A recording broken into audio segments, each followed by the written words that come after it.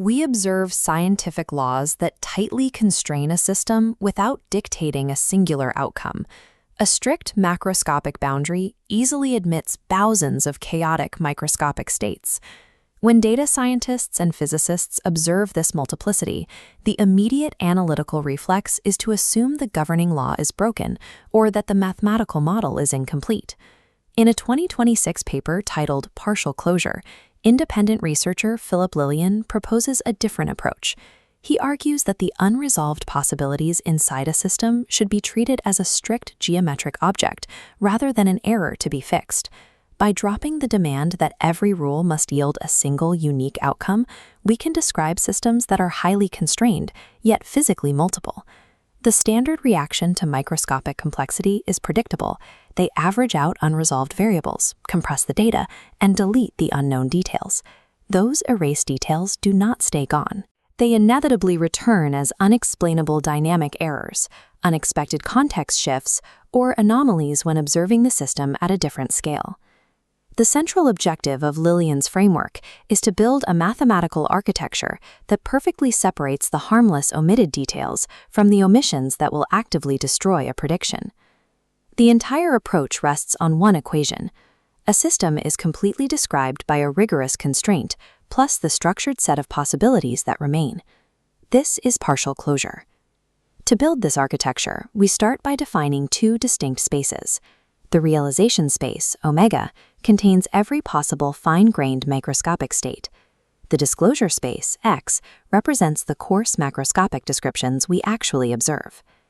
This diagram shows the relationship between those spaces. When we apply a coarse disclosure constraint, it points to a cluster of points in the realization space. That cluster is the realization fiber, the complete set of specific, microscopic possibilities that remain open once our macroscopic rule is applied. The framework insists that we keep this fiber intact. We record exactly what remains possible instead of discarding it prematurely. We then identify any two coarse descriptions that leave exactly the same physical possibilities open. If two disclosures point to the exact same realization fiber, they are merged into what is called the canonical quotient. Creating this quotient removes descriptive redundancy from our models. It simplifies our language without collapsing the actual physical possibilities that live inside the realization space. A static model succeeds exactly because it efficiently strips away redundant descriptions while safely trapping all the remaining unknown states inside the fiber. Static representation only tells us what remains possible in a single frozen moment. Real models have to evolve through time. This chart illustrates the ideal dynamic scenario, a condition known as exact descent. Under exact descent, every chaotic, divergent fine state inside our present realization fiber evolves and lands neatly inside a single, identical future fiber. This allows the macroscopic rule to predict the future perfectly. The coarse model operates autonomously, requiring no access to the microscopic details hidden inside the present fiber. The individual fine states do not need to move synchronously or even stay close together. They only need to remain mathematically equivalent at the macroscopic level when they reach the future. A coarse model can be exactly true and dynamically independent, even while immense chaotic variance churns at the microscopic scale. The model fractures when that dynamic independence fails. This panel illustrates that failure, which Lilien calls fiber backreaction. Here, two identical microscopic states start in the same present fiber, but they diverge so violently that they land in completely different future macroscopic states. The consequence is absolute. A deterministic, autonomous law can no longer exist at the coarse level. In practical terms, this means a microscopic distinction that the data scientists chose to ignore has evolved into a macroscopic difference. Models do not break because they lack exhaustive detail. They break because they omitted a detail that the future remembers. To precisely diagnose this geometric failure, the framework uses information theory to measure exactly how much relevant detail is missing. We track three variables on this gauge. W is the true physical realization, K is the coarse representation we are using, and Y is our specific prediction target. A model reaches complete predictive sufficiency when the mutual information between the target Y and the true state W, given our representation K, drops exactly to zero.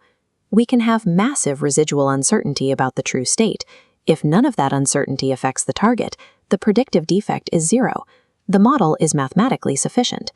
Conversely, if we have almost perfect knowledge of the system, but the tiny amount of unresolved detail contains the precise information needed to determine the target, the model fails. Unresolved detail is a fact of measurement. Unresolved predictive detail is the only thing that destroys a model's sufficiency. This diagnostic map visualizes the practical engineering question. Once a model suffers from fiber backreaction and fails this information test, how do we fix it? That broken model sits in the top right quadrant, marked back-reacting partial closure. Unresolved distinctions are actively affecting the target. The standard reflex is to rebuild the system with full microscopic detail. Doing that destroys the computational advantage.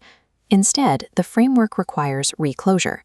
We augment the representation with the minimum structure necessary to drag the model down into the benign partial closure quadrant. This operates on the no-free compression principle. A representation can hide target-relevant variables from the explicit state, but it cannot erase their physical consequences. If those critical variables are not restored to the state space, their consequences must be accounted for mathematically. They will manifest as explicit memory kernels or as stochastic noise driving the transition law. Reclosure is an exercise in surgical restoration. An effective model prioritizes the exact preservation of relevant boundaries over the accumulation of maximal detail. This framework reorients how we evaluate scientific representation. An exact, rigorous law is not required to produce a single, unique physical realization. A dimensional reduction succeeds if, and only if, the specific distinctions it suppresses remain mathematically irrelevant to the chosen target.